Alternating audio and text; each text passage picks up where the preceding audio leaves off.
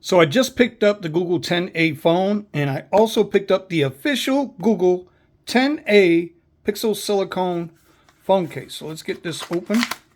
First thing I noticed about the case, I thought being made out of silicone it was going to be pretty flimsy, but it's actually pretty stiff. And it's very soft on the edges. One of the reasons why I went with the official case is so that it will fit the sensors in the phones, the speakers, and the charging port without any issues. So we're just going to snap this in. And look at that. It's like butter. Oh my God. It's flush.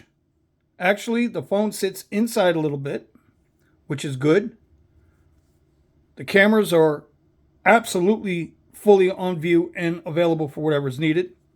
And look at the cutouts for the speakers and the charging port. If you're going to spend this much money on a brand new device, you better make sure you got to protect it.